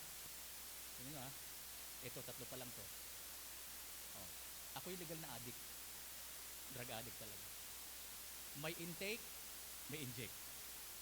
May dialysis. Saan ka pa? Okay? Yung dialysis, 3 times a day. Yung intake, every hour, every 2 hours, iinom ako ng gamot. Tapos, yung injection, para sa hemoglobin. Nung nag-addict ako, hindi ako nag-inject. Ako nag-inject sarili. No. Ako na nag-nurse. Magapat may nurse ako, yung asawa ko. Puro ako, kaya ko yun. Oo. Kaya kailangan panalangin, mga kapatid. Oo. So yung buhay natin, talagang isuko na natin sa Panginoon. Lahat ng mga, kung ano-anong mga kalukuhan natin, isuko natin sa Diyos. Yan ang pinaka-importante pwede natin gawin sa Panginoon. Because life is essential. Sabi nila, yung lugaw daw hindi essential. Nalala niyo, di ba, ng COVID? Hindi pagkain yun eh. Diba? Gusto natin yung lugaw. Ano na yung buhay? Mahalaga. Paglalaroan kasi ng Satanas yung buhay natin pag hindi tayo nagpagamit sa Panginoon. Dalawa lang naman yan eh. Di ba? Two spiritual fathers na meron tayo sa mundo nito. God the Father and the devil. Sabi nga, you cannot serve two masters. Di ba? God and Mammon. Yung Mammon is pera. Ano yung pag pinag-usapan ng pera, ang tao talagang takaw na takaw dyan. Opo. Pag sinabing pera, di ba? Magbigay ka ng tracts. Ano ba yun? Pagkakapirahan? Naranasan niyo ba yun? Natatanungin sa'yo agad eh, pagkakapirahan ba? Hindi po. Hindi ka magkakapira dito. Magkakaroon ka ng buhay na walang hanggan. Opo. Hindi tayo dapat nahihiya. Okay? Alam nyo, itong church na ito, pasalamatan nyo. May pastor kayo dito, si Pastor Mike. Okay? Pinagpalasan ng Panginoon. Siyempre, kayo din. Okay? Kaya, pagka merong ganun, merong lingkod ng Diyos na nagtuturo sa inyo. Sakripisyo yun. Diba? Galing siya ng 30, pumunta siya dito. Dati dito sila umuupa sila dyan. Pero mahal din, mahal. Umuwi sila sa 30. Nandito, pumunta sila dito. Kaya nga mga kapatid, yung pastor ay galing sa puso ng Panginoon. Diba? Jeremiah 3:15 or 16. Sabi niya, I will give you pastors according to mine heart, which shall feed you with knowledge and understanding. Kaya mga kapatid, ang pastor, pinagpipray lagi. Yes. Pinagpipray, niraraguluhan. Ay, hindi naman kailangan ni Pastor Mike na gano'n, may pera. Hindi. Maliit na bagay, mga kapatid, na-appreciate yan. Opo. Ganun yung member sa pastor. Yung relationship ng sheep tsaka shepherd. Kasi kung hindi ang shepherd magtuturo, eh wala kayo dito. Di ba ano ba yung buhay nyo dati? Nung wala pa yung church dito. Di ba? Yung iba sa atin, nasa inuman lang, nasa bingguhan, nasa tong eats. Ganun nga buhay natin, di ba? Nasa chismisan. Di ba? Lalo dito, probinsya. Kaya nagkukutuhan yan. Di ba? Ano ba Maris? Ganito. Umaga-umaga. Habang nagkakape. Bakit? Kwentuhan sila. Ano na pala ngayon? Hiwalay na pala si ganito, ganyan. Ewan nga pag Pilipino. Alam niyo, dalawa lang bagay ang gusto ng Pilipino. Pag-usapan ng may buhay, at kumain ng libre. Oh. Yan ang gusto ng Pilipino. Pag libre, okay yan. Yes. Yung kaligtasan, libre, ayaw. Pag inaalak mo ng kaligtasan, meron naman akong relihiyon eh. Sarado, dekandado, at nilulok ng susi, wala naman kapagbubukas. Diba? Mahirap po eh. Diba? Ang buhay na pawindang-windang, ang buhay na walang direksyon. Ganun kami, diba? Ako, walang direksyon yung buhay ko. Yung junction, mga kapatid, laman ako niyan. Pag Sabado nights tawag namin eh. Papasok kami dyan, giinom muna kami, tapos pupunta kami doon lasing. Para pagdating doon, hindi na kami inom ng marami. Kasi ang mahal ng ladies drink. Oo, hindi namin kaya. Yung junction, Saba, El Barraco, yan sa junction yan. Diba? Umuwi ako sa Baras, hindi ako umuwi. Inintriga ko lang yung nanay ko, yung sweldo ko sa isang linggo. May overtime ako, hindi ko sinasabi. Yun ang ginagamit ko para sa akin, pang inom lang. Opo, ganun ang buhay ko dati. Di ba ang hirap? Ngayon, isang araw, nagdesisyon na ako. Sabi ko, ayaw ko nang makita yung buhay ko sa susunod na taon na ganito pa rin yung buhay ko. Inom, barkada, kung sa anong ginagawa. Ako na mismo, ewan ko, pinag-pray yata ako ng kaibigan ko eh. 1995, kapatid, ito yung aking salvation. 1994 ng gabi, ng 12 midnight, lahat ng sigarilyo, sinigarilyo ko na. Marlboro, Hope, Winston, Stork, lahat. Diyan, nakalagay yan dyan. May sa tenga pa. Hit ako dito. Sabi ko, bukas wala na, hindi na yan. Yung mga lahat ng alak, ininom ko na. Kinumagahan, sabi ko sa mga pinsan ko, hindi nyo ako makikita nagiinom. At hindi nyo na ako makikita nagsisigarilyo. Nung sabi sa akin, ang yabang mo. Sabi ko, yung yabang ko, pwede kong panindigan yan. Hindi, lasing ka lang. Lasing ako, pero alam mo sinasabi ko. Kinumagahan talagang hindi na ako nag-inom. Trabaho kami doon sa Santa Mesa. Ngayon, ang problema ito. Pagkatas kumain, masarap manigarilyo. Sino na nakakasigit na nigarilyo dito? Dati. Di ba? Sarap manigarilyo. Eto ngayon yan. Tinignan ko yung kaibigan ko, natutulog. Kasi break time namin eh. Punta ako sa tindahan, bumili akong Winston. Bumili ka akong Winston. Tingin ako sa kabila. Wala. Sininghot kong gano'n. Ay, hinit-hit, alam mo na. Papait na siya. Kalahati lang. Tinapon ko na. Kasi ayaw ko na. Tapos another day, after 3 days yata, ganun na naman. Talagang tutuksuhin ka eh. Di pumunta na naman ako doon. Sinisekreto ko lang. Alam niyo, nagregalo yung dito lang lalagay, tapos ganyanin. Sisitan konti.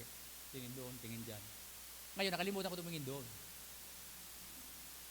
Sabi ko, hindi pa pwede to. Tinanggal ko na, inapakan ko na. Sabi ko ngayon, magmula ka, wala ka ng power sa akin. From then on, wala na. Nawala na yung panlasa ko. Nawala na yung desire ko. Kasi sabi nila, yung isang stick ng sigarilyo, hindi mo kayang patayin ang apoy. How much more yung apoy sa impyerno. Nag-isip-isip ako. Sabi ko nga, isang stick lang, alipin ka. Di ba? Come to think, mga kapatid. Isang stick, alipin ang tao.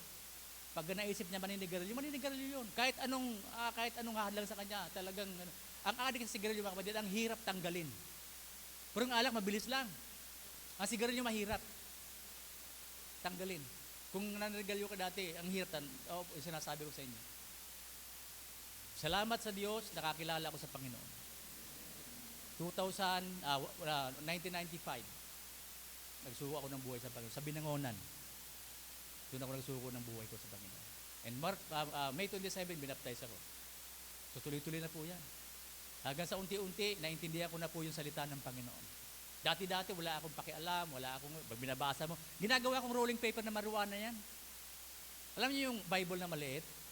Yung kulay brown tsaka blue, yung may Proverbs. Ay, naku, sarap hit-hitin yan.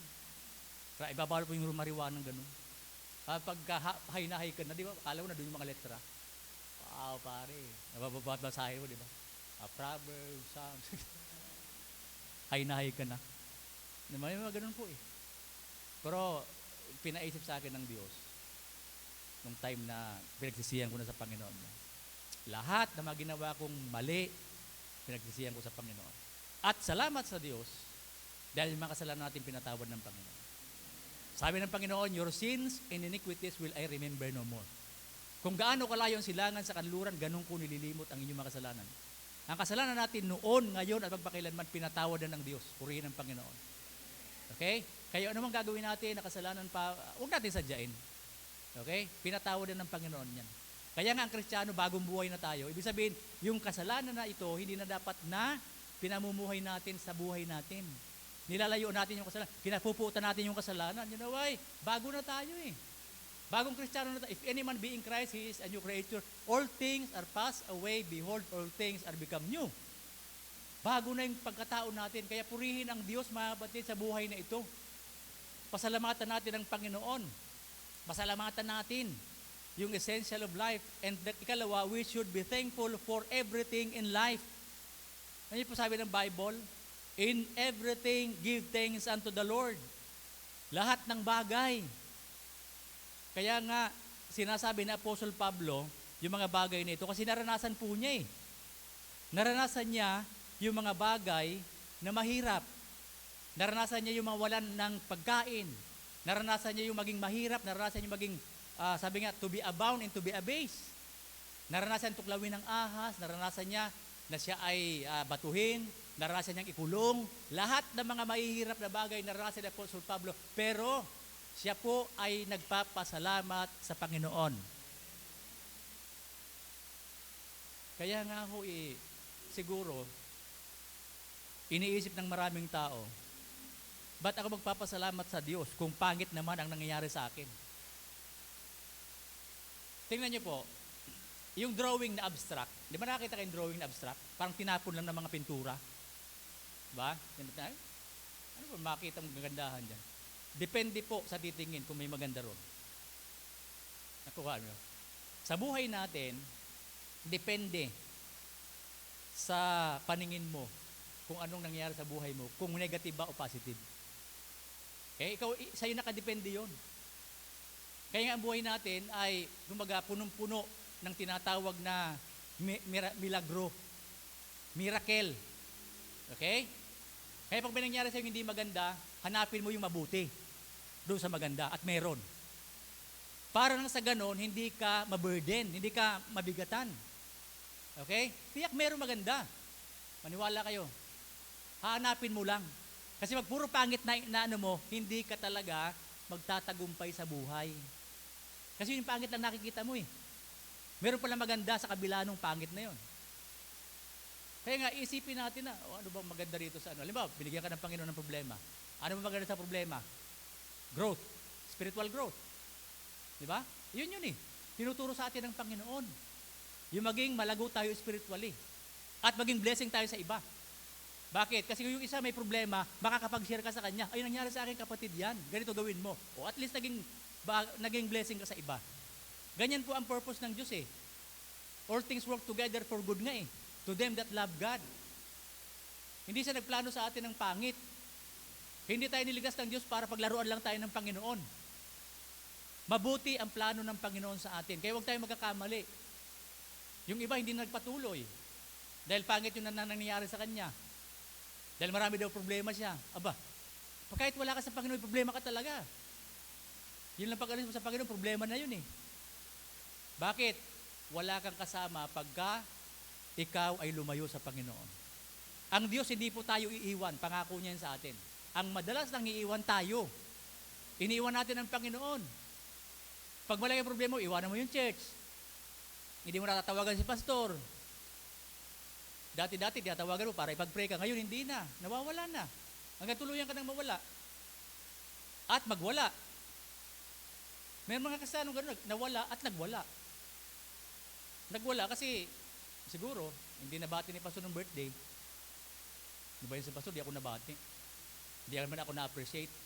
Kapatid, sa church, hindi po tayo dito ina-appreciate. Ang mag-a-appreciate sa atin ng Panginoon. Dahil pagdating ng araw, i-welcome tayo ng Diyos, sabi niya, well done, thou good and faithful servant. Kaya pagka naglinis ka dito, hindi ka appreciate ni Pastor Mike, hindi ka bibigyan ng pera. Kaya nga sa church, importante yung unity. Spell niyo po yung unity. U-N-I-T-Y. Kasi TY lang talaga dito. Hindi ka babayaran dito para magturo ng bata. Tama? Hindi ka babayaran para maglingkod ka sa Panginoon. Hindi ka babayaran para pumunta ka ng church. Wala pong bayad dito. Okay? You know why? Kasi ito po ay sakripisyo at paglilingkod natin sa Panginoon. Pag walang unity sa church, hindi po magkakasundo at wala po ditong tinatawag na pagkakaisa at wala pong harmony sa church. Yung gitara na yan, pagka ang isa dyan sintonado, pangit pakinggan. Sa church, pagka merong sintonado, ang espiritu, naku, maniwala kayo, hindi magkakasundo. Kaya yun ang iniingatan namin sa church eh. Yung pag dumami na, and then merong isang opposition, tapos mga-akay siya ng iba, diba? Tapos magre-rebelde. Yan ang ginawa ni Satan eh. Ni Lucifer sa langit. Kalala nyo? Ang trabaho ni Lucifer sa langit, mag-conduct ng mga choir. Kaya si Lucifer, mga kapatid, musician yan. Kaya minsan pinag-iingat ko mga yung people namin sa mga music na pinapakinggan nila. Magaling si Satan. Akala mo yung inaawit mo, okay yon. Yung pala, inaawit mo pala, kung parang humakain ng tinapay ng palaman, ay lason. Kasi nilalason na yung sarili natin. Magaling si Satan sa ganyan. Yan ang strategy niya. Kaya sa amin, yung mga yung people namin, talagang worldly, pinapatanggal ko yan, yung mga awitin nila. makinig kayo ng mga gospel song. Kung meron kayong cellphone, gospel song, pakinggan nyo. Kasi sa bahay, dapat ganun na pinapadugtog natin. Why? Ini-invite natin ang Diyos kasi pagka gospel song yung pinapaawit natin eh. Ini-invite natin ang Panginoon. At nakaka-bless yun. Okay? So, ganun po eh. Okay? So, yun po. Thanks giving for everything in life. Kaya nga sabi po dito, be thankful for His weather, whether it may be. Yung weather, blessing yan. Di ba tayo mga tao, pagka mainit, ayaw natin. Sobrang init. Reklamo tayo ng reklamo. Ayun, gusto pag umulan naman, ayaw naman natin. Ano ba yan? Dami na ulan ng ulan. Kaya minsan, yung klima, naguguluhan. Ano ba talaga gusto ng tao? Pag mainit, ayaw nila. Pagka maulan, ayaw naman nila. Hindi tayo maintindihan. Ganun po eh. Kung anong weather meron tayo, dapat pasalamat po tayo. We should be thankful for that we know the one who holds the future. Di ba? Hindi natin alam yung kinabukasan natin. Pero alam ng Panginoon kung sino humahawak ng kinabukasan natin. Yan po ang importante na dapat po nating ipagpasalamat sa Diyos.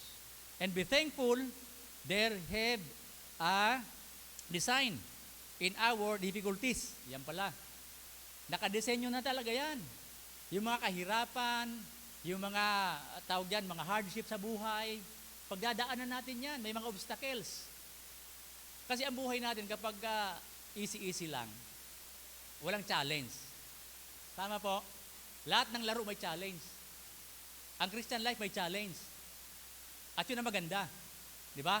Pag napagtagumpayan natin yung challenge na yan, yun na doon natin makikita yung kamay ng Panginoon na kumikilos talaga. Okay? Disenyo ng Diyos yun eh. Hindi mo pwedeng wala yun. Walang difficulties. Walang persecution. Di ba?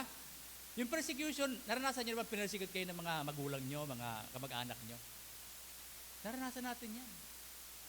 Ako, naranasan namin yan. Nung nag-iba kami ng relihiyon daw.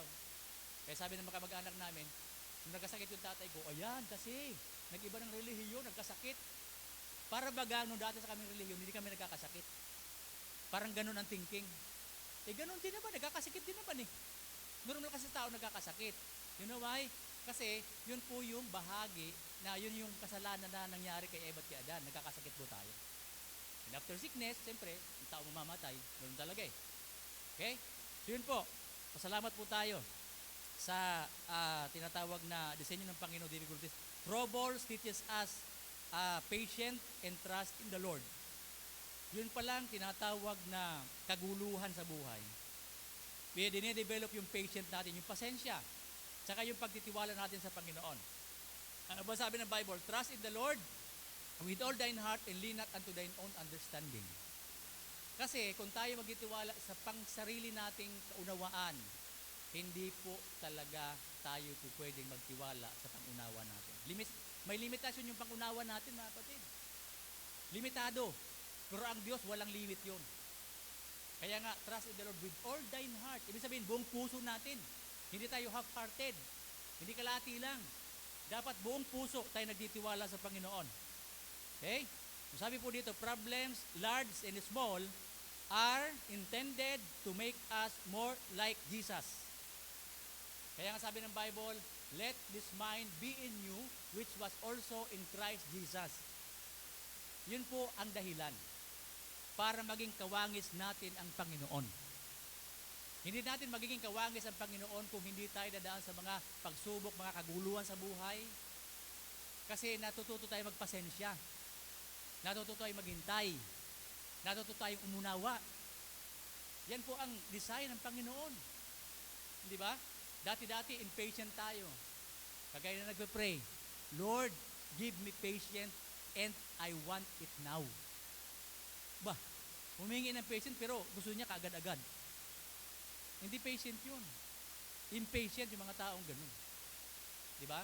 Tapos naghihintay tayo ng blessing, akala natin maya-maya ibabagsak na ng Panginoon. Kung ang Panginoon ganun, di ba? Lord, bigyan mo akong pera. Mamaya, bagsakan ka ng barya, di ba? Mamamatay ka lang. Di ganun yun. Natututo ay maghintay.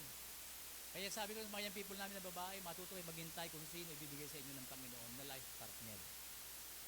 Kasi sa amin ang ano hanggang ngayon mayroon pa sila talagang ihiwalay talaga sa gusto ng Panginoon. Do not be equally yoked together with unbeliever. Makita mo sa labas may kasamang unbeliever. Hindi masaway eh. Ang hirap, di ba? Tuloy pa rin. Kaya pinabayaan na lang namin. Kagandahan, nasa church naman pareho. Ang hirap noon pagka lagi magkasama. Kasi meron kaming young people doon at umaangkas sa motor. Sa loob-loob ko lang sabi ko, baka sa sunod niya angkasan ka na niya. Yun nga, inangkasan, kambal ang anak. Oo. Ayaw magpaturo eh. Okay? So yun po mga kapatid, ano? Kaya nga, maliit o malaking problema, ito yung magiging dahilan para tayo maging kawangis ng Panginoon. Alam niyo po ba yung ginto? Yung ginto, alam yung ginto? Diba? Yung isang bar na ginto. Yan po ay, ang gumagawa po yung mga alahero. Pinapadaan po yan sa, ang tawag niyan? Apoy. Papadaanin sa apoy kung talagang totoong ginto yan. Uulit-ulitin yan padaanin sa apoy. And pagkalusaw yan, hindi yan totoong ginto. Ngayon, pagka dumayan sa apoy yan, 7 times or 8 times, tapos pag nakita na yung mukha doon nung nag-aalahas, tunay na ginto yun. Ang buhay natin, parang ginto rin, na pinapadaan sa apoy. Okay? Problema, pagsubok, lahat yan, persecution, pinapadaan tayo ng Panginoon doon. You know why? Para makita ang mukha ng Panginoon sa buhay natin. Opo, bawat araw. Okay? Yan po ang purpose ng Panginoon. Kaya kung meron kang sufferings, meron kang problema sa buhay, okay lang yan. Pasalamat ka lang sa Panginoon. Mapagtatagumpayan mo rin yan. Dahil walang problema at pagsubok na hindi natin kayang pasanin. Alam ng Diyos po mga kapatid yung capacity natin. Kanya-kanya tayo ng capacity. Alam ng Panginoon yung bigat ng dadalhin mo. Hindi ka bibigyan ng Diyos na mabigat at hindi mo kayang dalhin. Di ba nasa Bible naman po yan eh. It is common to man. Yung mga problemang dumarating sa atin. At lagi nating iisipin na sa problema na yan, ang Diyos ang kasama natin. Amen po? Duman man daw tayo sa tubig, hindi tayo malulunod. Duman tayo sa apoy, hindi tayo masusunog. Purihin ang Diyos. Okay? So yun po. Number 3, we should be thankful for eternal life. Kanina, essential of life, everything in life is eternal life. Alam po ba ninyo na ang eternal life ay regalo sa atin ng Diyos? For the wages of sin is death, but the gift of God is eternal life through Jesus Christ our Lord. Ilang bilyon, trilyon ang tao sa mundo. Hindi ba natin pwedeng pasalamatan ng Diyos na sa bilyon-bilyon na tao, tayo ay niligtas ng Panginoon. Pinagkalooban tayo ng Panginoon ng buhay na walang hanggan. At yung buhay na walang hanggan na yan ay sa piling ng Panginoon. 2 Corinthians, sabi po dito, thank be to God for His unspeakable gift. God's grace should make us be thankful.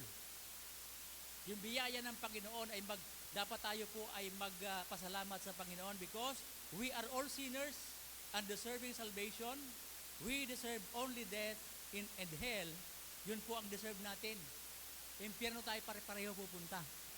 But praise the Lord, mayroong isang tao na ginamit po dito para ibahagi po sa atin ang buhay na walang hanggan. Okay? Ibig sabihin, yung buhay na walang hanggan na yan ay hindi natin pinagtrabahuhan, kagaya na Sunday school natin kanina. Hindi tayo nagtrabaho. Wala tayong ginawa na mabuting gawa para maligtas tayo. Diba? For by grace are you saved through faith, sabi nga ng Bible. Nanampalataya tayo, nagsisi tayo ng kasalanan natin, at binuksan natin yung puso natin, tinanggap natin ang Panginoong Yesus, at siya na po ang naghahari sa buhay natin ngayon. Dati, ang sitwasyon natin, ang Panginoon nasa labas, si Kristo. Ang nakaupo sa trono ng buhay natin, tayo. Di ba? Tayo nasusunod, tayo nagdedesisyon, ang Panginoon isa puwera siya. Kung tinanggap natin ang Panginoon, nasa labas na yung self natin. Si Jesus Christ nasa loob natin. Siya na po ang nagmamaneho or siya na ang nag-guide sa atin. Magmula ngayon, siya na po yung pinaka-master natin. Siya na yung pinaka-Diyos natin ng buhay natin. Kaya nung tinanggap natin siya, we accept Him as Lord and Savior. Hindi lang siya Savior, kundi Lord natin siya. Pag sinabing Lord, tayo ay alipin ng Panginoon. Kung ano ang gusto niya, yun ang susundin po natin. Saka nakikitang alipin na siya rin nasusunod. Wala pong ganon. Pag sinabing alipin, kahit anong oras gisingin ng amo yan, babangon yan. Susunod yan sa amo niya. At yun ang amo natin, ang Panginoon. Kung ano sinasabi ng Panginoon, susundin natin siya. Kaya, if you love me, keep my commandment. O di ba? Kung mahal natin ang Panginoon, kailangan po nating sundin ang Panginoon. Yung sarili natin, meron tayong tinatawag na self-denial. Pag sinabing self-denial, yung gusto mo sa sarili mo, itsapwera mo na yon. Kung gusto mo mag-artista, yun ang gusto ko dati. Mag-artista. Showbiz. Ay nabaliktad, naging bisyo. Ganun ho eh. Pero gusto mo ito, ganyan, pansarili mo. Hindi pwede. Dapat Panginoon muna yung kakausapin mo. Kung will niya ba yun? Yung gusto mo. Ang maganda, kung gusto mo, will din ng Panginoon, okay yun. Diba ba? So, we should be thankful for the eternal life. Sabi nga po dito, assurance of eternal life should make us thankful every day. Ano po? 1 John 5:12-13. He that, sabi niya dyan, hath the Son, hath life. And he that not the Son of God, hath not life. These things have I written unto you, that believe on the name of the Son of God, that ye may know that ye have eternal life, and that ye may believe on the name of the Son of God. Marami pong nagtuturo na ang Panginoon ay hindi siya tagapagligtas, si Kristo. Sa kanila, tao lang si Kristo. We believe that si Jesus Christ ay tao 100% at Diyos siya 100%. Yan ang paniniwala natin. Nasa statement of faith natin yan. Okay? Yan po ang pinangawakan po natin. Hindi lang tayo naniniwala na si Kristo ay tao lang. Wala tayong mababasa sa Bible na tao lang siya, hindi sa Diyos. Kaya nga, ang Panginoon, Diyos, at the same time, tao, na walang kasalanan. Okay? Kasi, ang Panginoon isinilang siya, pinanganak siya, na ni Mary, na virgin pa siya, at siya po ay, bunga ng banal na Espiritu. Perfect ang Panginoon. Kahit yung dugo ng Panginoon, perfect yun. Tayo, ang dugo natin madumi. Okay? Minanatan sa tatay natin at sa nanay natin. Pero ang Panginoon perfect. Kaya nga, yung dugo ng Panginoon ay precious. Yun ang naglinis sa ating mga kasalanan. Kasi walang po pwede, walang qualified. Kahit pastor, hindi po pwede maglinis ng kasalanan ninyo, hindi po pwede. Kahit napakabanal ng tao, hindi po pwede, marumi pa rin siya eh. Makasalanan tayo pare-pareho. Kaya kailangan talaga yung talagang perfect at walang dungis. Blameless. Walang iba kundi ang Panginoong Jesucristo. Okay? At sa Kanya lang ang eternal life. Walang iba. Wala po sa relihiyon. Okay? Kaya pero nagsasabing relihiyon daw po ang makapagliligtas, huwag kayo maniwala doon. Hindi totoo yan. Pag sumapit kayo sa amin, kayo maliligtas. Kapag kayo ay nagbautismuhan dito sa church namin, maliligtas kayo. Di po. Sabi ng Panginoon, I am the way, the truth, and the life, and no man cometh unto the Father but by me. Napakasimple lang. Maunawaan natin na si Jesus lang ang daan at ang buhay patungo sa langit na bayan. Wala nang duda ron. Kaya tayong lahat, sino po ba dito mga Kristiyano lahat? Tayo po lahat, Okay? Meron pa ba dito hindi Kristiyano? Meron pa ba dito hindi sumasampalataya sa Panginoon? Praise the Lord, lahat po tayo. Okay? Kaya mga kapatid, pasalamat tayo sa Diyos. Maraming tao ang wala pa po silang eternal life. Mga kamag-anak natin, pinag-pray natin sila. Mga unsaved loved ones natin, pinag-pray natin sila. Na hari naway, dumating ang time, gamitin tayo para masiran natin yung mga kamag-anak natin ng salita ng Panginoon. Yun po importante.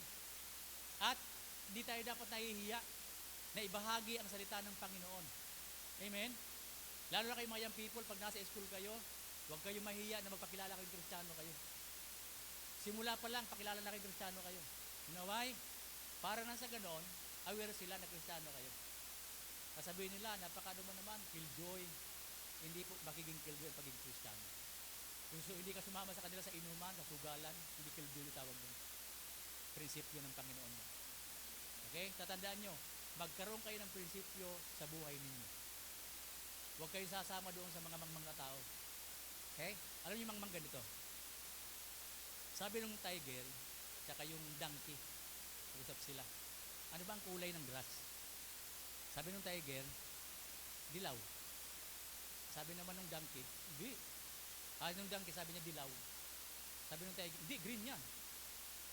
Sabi ng donkey, hindi, dilaw yan. Ngayon, nag-argue sila, punta sila sa kay Haring Leon. Haring Leon, nagtatalo po kami nito ni Tiger at ni Donkey. Ito po. Sabi po ni Donkey, dilaw daw po yung grass. Ang tawag sa Tagalog niya, damo. Okay? Sabi ko naman po ay green. Ganun ba? Tawagin natin lahat ng hayop. Okay? Sino sasangayon sa dilaw? Wala. Sino sasangayon sa green? Kami po. Oh. Sabi ng Donkey.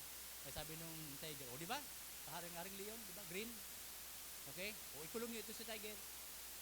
Sabi nung Haring Leon, bakit ako? Tama yung sagot namin ah. Ay hindi. Tama kayo sagot mo. Pero pinatulan mo ito. Mangmang ka. Sabi ng gulong yan. Ang pumapatol sa mangmang, mas mangmang. Okay? Nag-gets nyo? Okay? Kaya pagka meron nakipag-argue sa inyo sa school, huwag ninyong papatulan. Mangmang yun. Huwag kayo magpag-argue. Nakukulong kayo. Hindi. Kasi, pag pumatol ka sa, mga ganon, walang mapupunta ng usapan nyo. Si Kristo tao. Hindi, si Kristo Diyos, tao rin. Pabayaan mo. Yun ang paniniwala nila eh. Yung tinuro sa kanilang leader nila eh. Huwag mo nang patulan, layuan mo na lang. Para hindi ka mahawa sa kanila. So, kaya sabi ko sa Bayan People namin, kung gusto mo na maging matalino, sumama ka sa mga matatalino rin. Para maging matalino ka. Ako, nung estudyante ako, kapatid, hindi ako matalino. Matalinaw. Ang layo-layo, kita ko yung sagot eh. Kaso pati pangalan, nakopya ko. Kaya mali lahat. Hira. Ay, pinapuputan ko talaga yung mathematics na yan. Ang hirap po maintindihan. Kahit 10 beses ipaliwanag sa akin, hindi ko maintindihan. Kaya nga nagpastor ako eh. Ang hirap ng math. Okay? Opo. So, hindi ko alam. Pero yung panganay namin, matalino sa math yun. Kaya ako, meron mga tatalino sa math, Kaya klase ako, bilis, sumagot. Bira. 10 items, ang dali lang, minuto lang. Nakita ko yung teacher namin sa harapan, bira. Check. Titingnan ko lang, check. Bira, walang wrong, walang ganun. Bira. Pagdating sa papel ko, bira lahat. Walang tama. Pinalabutan ako, sabi ko, bira. Nangopya pa ako, mali rin pala. Bihira yan. Umaasal ako sa kopya-kopya nun eh. Yung araw. Pero bumasa ako, 75, 76. Yun lang pinaka-maximum kong grade. Pag nag-80 ako, tuwan-tuwa na ako nun. 80, 81, wow. Pero yung PE yun. PE, gano'n. GMRC. Yeah, diyan mataas ang grade ko. Mabait ako eh. Mabait ako sa school eh. Behave, yan, behave. Okay. Pasunurin sa teacher. Sasabihin teacher, bili kayo sa akin ng ganito, bili kayo merienda, bibili ako. Kasi masunurin. Okay? So yun lamang po mga kapatid, 3 bagay lang ang huwag natin kalilimutan. Okay? So yun po, pag nagawa po natin yan everyday, maniwala kayo sa akin. Yung blessing, susunod na lang sa atin yan. Oo. So yan ang maging attitude natin, yung gratitude. Okay? Kung kayo nag-aaral, praise God. Nag-aaral kayo. Alam nyo, naiinggit ako sa mga estudyante ko ngayon. Oo. Napakapalad nyo. Pagdating sa library, i-google nyo lang. Okay na, may sagot na. Naku, pambira kami noon, ang hirap. Pupunta ka ng library, hihiramin mo yung libro, ibabalik mo bukas kasi may gagamit. Meron ka pang library ID. May ID ka pa noon. Tapos balik mo lang bukas yan. Hindi mo nga nababasa lahat, babalik mo na kaagad. Hiram ka naman ng panibago. At pupunta ka sa library at mag-aaral ka doon. Tapos, kinabukasan, exam na. Pambihira. Wala naman ako natutunan pati. Bakit? Kasi nung araw, hindi pa ako kumakain. Napakahirap po itong tao nito. 75 pesos, 75 centavos na pamasahe sa jeep, hindi ko ma-provide. Nag-aaral po ako noon at the same time nagtatrabaho doon sa pinsan ko. Ang hirap po. Mahirap, talagang mahirap. Ang tsinelas ko, blue, pula. Ang pantalong ko, isa lang sa 4 na taon. Isang maong, isang polo shirt. Isang polo, ganito. Ano lang yun, wash and wear. Pag uwi mo sa gabi, lalabahan mo, sasampay mo, kinabukasan suot mo na lang. Ganun, araw-araw ganun. Napakahirap itong tao ng ata. Pero ngayon, bumira. Wala lang baon, ayaw pumasok. Ma, baon ko. Ay, wala mo na anak. Ay, di po ako papasok. Walang baon. Diba? Naglalakad kami. 2 kilometers naglalakad ko. From Cubao to Cainta. Parang ganun kalalo. Pumapasok ako. Ang pasok namin yung whole day. Ako ang pinakaunang-una na nagbubukas ng gate sa school.